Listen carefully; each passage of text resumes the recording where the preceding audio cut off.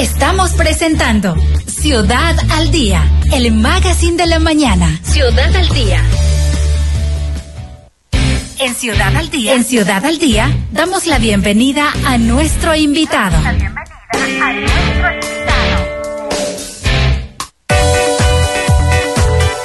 Estamos en las 9 de la mañana con 58 minutos. Vamos a saludar a nuestro invitado que nos acompaña acá en nuestros estudios. Con gusto saludarle ahora mismo al doctor Juan Carlos Arizo, que está con nosotros, es médico comunitario, nos viene a visitar desde la capital de la República, con quien vamos a hablar temas importantes. Mi estimado Juan Carlos, ¿cómo está? Buenos días, bienvenido. Patricio, te agradezco por la invitación. Para empezar la explicación, quiero yo dirigirme al pueblo de Chimborazo, darles mis condolencias, una pérdida bastante fuerte, ¿no? Así es. Muchas veces no hablamos de banderas. Creo que la vida de un ser humano está sobre cualquier tipo de bandera. Entonces, bastante apenado con el pueblo de Alausí, con Chimborazo. Me uno a su dolor. Es lo que hablaba y otros micrófonos, que debemos ser más empáticos, ¿no? Porque hay mucha gente que es como que no pasó nada, y no, pasó mucho. Y en realidad, más que la persona, es el hecho como país lo que nos está pasando. Es que no estamos hablando solo de un político, estamos hablando de un padre de familia, estamos hablando de un esposo, de un hijo. Entonces, cuando nosotros aprendamos a ser empáticos, ¿no?, con cada vida humana, con cada persona, vamos a mejorar como sociedad. Nos falta mucho todavía para llegar a esa situación, ¿no? Esto es un proceso, pero esperemos que de estos hechos lamentables crezca lo mejor del corazón de cada gente, ¿no? Entendamos que no somos personas que solo tenemos que pensar en el yo. Vivimos en comunidad. Y cualquier cosa que le afecte a una persona nos afecta como comunidad. Correcto. Y cuando toquen a uno de nosotros, ¿no?, deberíamos todos también reaccionar como comunidad, porque ahora es un político, mañana puede ser tu mamá, puede ser tu hermano, puede ser tu hijo. Uh-huh. Entonces no esperemos a que sea un miembro cercano de nuestra familia. Correcto, qué buena reflexión, mi estimado Juan Carlos. Vamos a hablar del tema de la medicina preventiva y antes que nada aclaremos el tema de médico comunitario, porque no es muy común acá, al menos acá en la zona no. Quizás fuera así, pero acá no. La gente se preguntará ¿qué es un médico comunitario? De hecho, yo a Juan Carlos le preguntaba, le decía, ¿es medicina tradicional o es quizás medicina alternativa? Decía, no, es la medicina tradicional que nosotros escuchamos. Mira, yo tengo un título de médico cirujano y estoy ahorita cursando la maestría de neuropsicología clínica. Ya. Sin embargo, lo que a nosotros nos motiva es irnos a las periferias, ¿no? Irnos a los lugares más alejados del país y también irnos a los lugares más vulnerables, ¿no?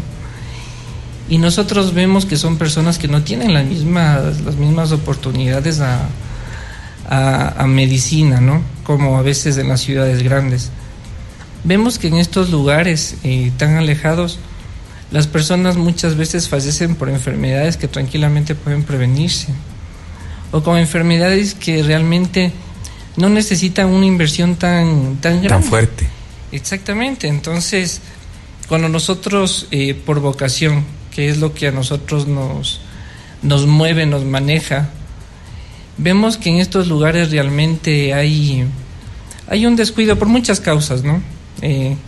Entonces es aquí donde nosotros nos alzamos las mangas y tratamos de ver cómo podemos ayudar a estas personas, ¿sí?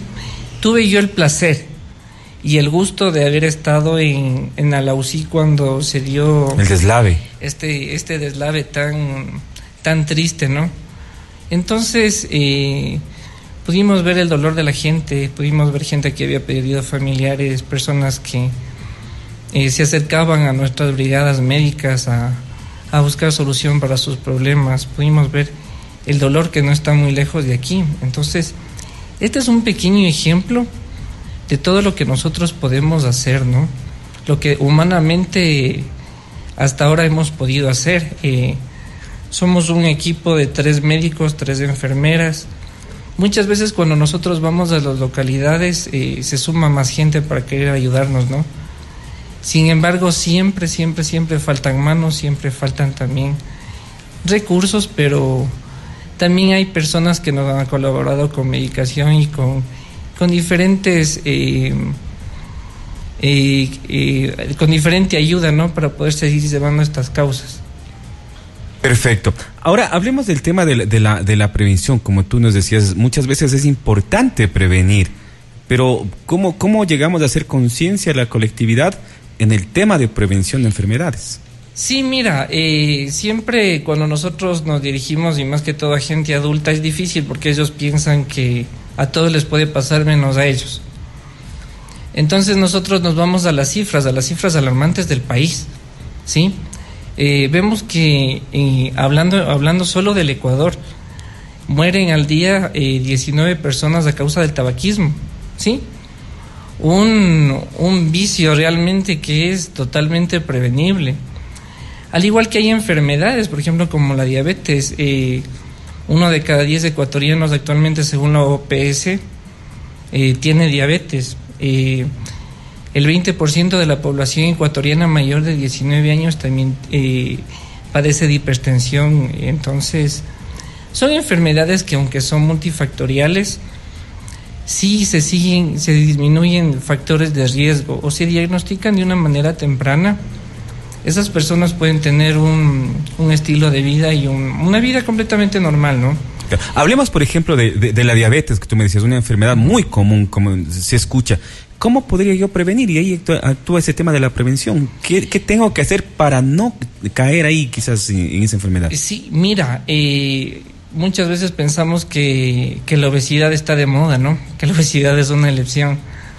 Pero no, la obesidad es el principal factor de riesgo para tener diabetes, ¿no? Muchas veces vemos a la gente gordita con el abdomen abultado y pensamos que es una decisión, pero no. Esto sube el riesgo considerablemente de tener diabetes, al igual que el sedentarismo. El sedentarismo mata a 1.6 millones de personas anualmente. Entonces, cuando nosotros disminuimos la ingesta de azúcares, de alimentos procesados, de harinas procesadas, cuando hacemos ejercicio, cuando no pasamos horas y horas sentados en la televisión, ¿sí?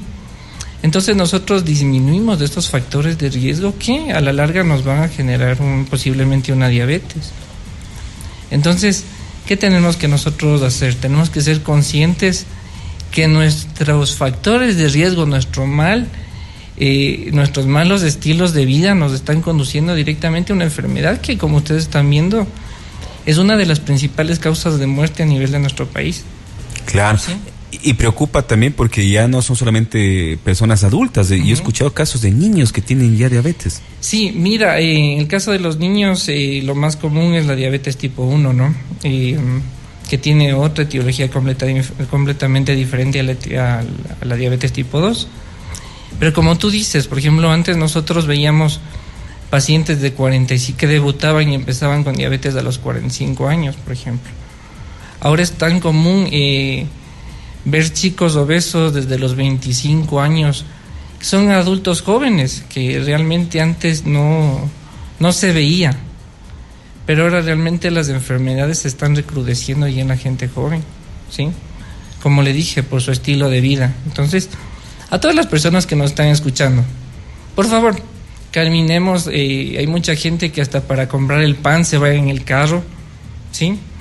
Tratemos de caminar todos los días alrededor de 40 a una hora, ¿no?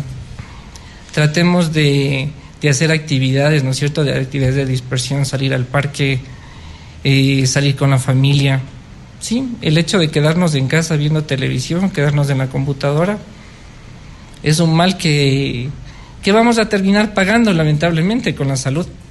Ahora, Juan Carlos, ¿cómo tratar de a la gente de hacer conciencia con el tema de visitar al médico para prevenir? Porque únicamente estamos acostumbrados, y no sé si también en la capital es así, que solo cuando estamos enfermos, cuando ya sentimos dolor, vamos al médico, pero no antes. Así es, mira, lo que dice la Organización Mundial de la Salud es que la enfermedad no es solo cuando nosotros tenemos un dolor, ¿sí? Muchas veces hay personas que no les duele nada, pero usted analiza su trabajo y son personas que están realmente distantes de sus compañeros, son personas que tienen problemas a nivel con pareja, a nivel de los hijos. Entonces, la salud no es solo cuando no nos duele algo, la salud es un equilibrio, ¿no es cierto? Tanto físico, tanto mental, tanto emocional, tanto social. ¿Cuándo acudir al médico? Si es que a nosotros no nos duele nada, pero nosotros tenemos que tener un control alrededor de 2 veces por año, ¿no es cierto? Y el médico en este caso determinará los exámenes de control para poder en este caso diagnosticar una enfermedad a tiempo, ¿sí? El problema es cuando la gente se descuida y cuando tiene una enfermedad y llega ya en estadios avanzados, cuando ya el tratamiento es muy difícil, ¿no es cierto? Cuando ya las personas tienen una enfermedad que no se han controlado y que ya han causado ciertas repercusiones en su cuerpo que son ya difíciles de manejar, ¿sí? Hablamos, por ejemplo, en este caso de la prevención, que es muy importante, por ejemplo, tocar la importancia de las vacunas. Recordemos que el sarampión, la rubiola y otro tipo de enfermedades, ¿no es cierto?, se han disminuido un 99% de casos y esto gracias a las vacunas. Nosotros vemos cómo se desarrolló la pandemia. Mira, este fue un ejemplo muy claro. Antes de la vacuna realmente tuvimos un escenario catastrófico. Entonces, mira, hablando de prevención, en primer lugar las vacunas, también tenemos nosotros lo que es la quimioprofilaxis, que son medicamentos que nosotros damos para que esa persona no evolucione en un daño mayor, ¿no? Por ejemplo, en personas que tienen osteoporosis, el uso de estrógenos para poder remediar la situación. En este caso, también el uso de ácido fólico, por ejemplo, en el caso del embarazo, ¿no?, para prevenir daños en el tubo neural. Entonces, ¿cuál es la importancia de todo esto? Que nosotros tenemos que confiar en nuestro médico de cabecera, ¿no? Que si nosotros nos encontramos en áreas rurales, confiamos en el centro de salud. Si nosotros nos encontramos en cualquier punto en el que nosotros nos encontremos, tenemos que nosotros siempre ir donde nuestro médico de cabecera y él nos va a redirigir. Si es que esta persona necesita un médico especialista, él nos lo va a decir. O si el médico realmente que le está tratando puede manejar su enfermedad de manera correcta, ¿sí? Entonces, ¿cuál es la concientización en este caso? Siempre tener la confianza de que nuestro médico va a tomar las mejores opciones, ¿sí? Y no acercarnos al médico cuando ya una enfermedad está tarde, ¿no? En el área urbana quizás un poco más fácil, ¿no? Pero en el área rural realmente difícil el hacer conciencia, porque hemos visto casos, ¿no?, de personas quizás hasta cercanos que no, o sea, se aferran a vivir así sin ir al médico y eso preocupa y también eso seguramente es lo que eleva los datos estadísticos. Sí, exactamente. Por ejemplo, de las zonas rurales son personas que te dicen, ¿no?, como médico, te dicen: doctor, yo me aguanto hasta que más no pueda. Entonces, sí, por lo general son personas que vienen ya en los últimos, ¿sí? Entonces, yo les recomiendo, por favor, la función no es aguantarse el dolor ni aguantarse una enfermedad.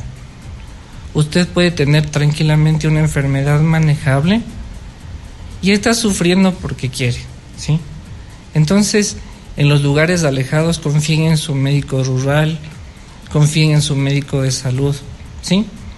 Y este es el problema que se está dando. A veces, imagínense, cogen turnos a nivel público y las personas no van, cuando realmente podría ese turno ser ocupado por alguien que en realidad necesita. Que en realidad necesita. Entonces, de ahí tiene que ir la concientización, ¿no es cierto? ¿Y qué pasa, por ejemplo, cuando nosotros tratamos una enfermedad a tiempo? Aparte de que podemos alcanzar una curación del 100%, hasta económicamente los costes disminuyen, ¿sí? Un ejemplo, tratar a las personas fumadoras, ¿no?, cuando ya tenemos un EPOC, le cuesta anualmente al Estado $600 millones. Mira, en el país hacer un hospital nos cuesta alrededor de $33 millones. Imagínense cuántos hospitales podríamos hacer anualmente si nosotros podríamos hacer campañas de concientización, pero fuertes, para que realmente estos vicios que son perjudiciales para la salud bajen, ¿no? Y en el mejor de los casos terminen por desaparecer, ¿sí? Porque muchas veces no sufre solo el enfermo, sufre la familia. Yo he tenido casos, por ejemplo, que cuando nosotros damos clases a nivel de escuelas, a nivel de colegios, vienen los chiquitos y me dicen: doctor, mi papá se va a morir porque pasa fumando todos los días. Entonces, el mismo papá muchas veces se acerca y nos dice: doctor, yo dejé de fumar, ¿por qué? Porque mi hijo, cada vez que yo cojo un cigarrillo, me llora y me dice que me voy a morir. Entonces, por eso también son importantes las campañas de prevención, ¿sí? Estas campañas de prevención que nosotros emulamos a un médico de 1840, el doctor Hodgkin, que fue el investigador del linfoma Hodgkin, que es el tipo de cáncer más común en jóvenes. Yeah. Él se dio cuenta ya hace tanto tiempo que cuando él iba a las personas y les decía: señor, si usted se lava las manos, si usted hierve el agua, si usted maneja una higiene muy adecuada, usted difícilmente se va a enfermar. Y él comenzó hace tanto tiempo a darse cuenta que una educación oportuna era la clave para que esa persona pueda tener también una salud de calidad, ¿sí? No hay mejor enfermedad que la que no aparece y la que aparece temprano y se resuelve, ¿sí? Eso es lo que nosotros tenemos que tener claro. Así que no tengamos miedo al médico, ¿sí? Tengamos miedo, mejor no ir al médico a tiempo. Y tratemos de normalizar las visitas preventivas, ¿no? Como decía, o sea, ¿cuál es la recomendación? ¿Cuántas veces al año deberíamos ir al médico? Aproximadamente deberíamos ir una vez cada 6 meses. Es decir, 2 veces al año. Exactamente, para que el médico nos haga los exámenes rutinarios y de esta manera nosotros podamos estar tranquilos, ¿no? Y no ocultar nada, ¿no? Porque a veces hasta por vergüenza no decimos lo que nos pasa, tratamos de camuflar por ahí algo. Hay mucha gente que, por ejemplo, se acerca y me dice: doctor, yo tengo miedo que me descubran algo y por eso yo no voy, ¿sí? Entonces hay muchas personas que optan por no ir al médico para que el médico no les dé una mala noticia. Ajá. Y mire lo contradictorio que es esto, ¿no? Podemos tener una enfermedad que esté empezando y que tranquilamente se lo arregle en un 100%. Pero ¿cuánto tiempo puede aguantar esta persona? 5 o 10 años, ya cuando realmente no haya nada que hacer. Entonces, esta es la prioridad en este caso, ¿no? Acudan a su médico de confianza. Estamos aquí en la ciudad de Riobamba. Aquí hay muchos profesionales excelentes. Confíen en ellos y seguramente nosotros vamos a impedir que algún rato tengamos algo que lamentar, ¿no? Claro. Ahora, Juan Carlos, ya para ir terminando, tú me decías que uno de tus objetivos, de tus metas es siempre estar aportando a la colectividad, siempre estar ayudando. No sé, de pronto quizás tienes algún contacto, alguna página donde que alguien pueda hacerte una consulta sin ningún compromiso para que tú puedas guiarlos. Mira, nosotros hacemos brigadas de salud gratuita en lugares estratégicos del país. Si ustedes se comunican conmigo y nos ponemos de acuerdo, podríamos organizar una brigada, ¿no? Mi número es el 0995-700-843 y les repito, 0995-700-843. ¿En qué áreas son las brigadas? Manejamos atención en medicina general, ¿sí? Atención psicológica, también fisioterapia. Entonces cubrimos bastantes áreas, ¿no? Y cuando nosotros realmente analizamos y vemos que necesitamos ya contar con un profesional en alguna especialidad establecida, también les ayudamos con las derivaciones, ¿no? O también tenemos compañeros y amigos que son especialistas en determinadas áreas y también nos dan una mano. Entonces el hecho es trabajar en equipo, ¿sí? Qué bueno, eso es muy importante. Juan Carlos, queremos agradecerte mucho por habernos acompañado. Esperamos que esa buena voluntad que tú tienes, porque es eso, esa buena voluntad de ayudar, pues te fortalezca. Éxitos, me decías en tus estudios que estás especializándote y eso es muy importante para que ese aporte a la colectividad se vea fortalecido muy pronto. El mensaje final para la gente que nos escucha y nos ve. Te agradezco, Patricio, por dar este aporte de salud a la gente, ¿no? Es muy importante las personas que están, que se dirigen y están trabajando en medios, ¿no? Que formen estos espacios para que nosotros tengamos una relación directa con la gente, ¿sí? Para que nosotros podamos despertar en ellos esa intención de acudir al médico, ¿no? Y en estos casos en los que estamos viviendo momentos difíciles, por favor, si me escuchan, hay mucha gente que vive aferrada al pasado, mucha gente que vive aferrada al futuro. Por favor, vivamos del hoy, ¿sí? Eso es la principal herramienta para tener una salud mental, ¿no? El pasado ya no podemos cambiar, el futuro es algo que no sabemos, pero si no disfrutamos de la tacita de café de ahorita, si no disfrutamos el abrazo de nuestro hijo, de nuestra esposa, de nuestra madre, realmente nosotros no vamos a vivir lo único que tenemos, que es el ahora, que es lo único que tenemos. Entonces, encantado de estar aquí en tu programa, Patricio, y esperemos que no sea una nueva oportunidad, por supuesto. Si no es presencial, al menos virtual. Y vamos a coordinar para poder seguir con estos temas que son muy importantes. Listo, encantado. Listo, muchísimas gracias al doctor Juan Carlos Arizo, que estuvo con nosotros acompañándonos en esta mañana a través de 106.5. Son las 10 de la mañana con 19. Avanzamos nosotros con más a través de Radio Ciudad en los 106.5 FM.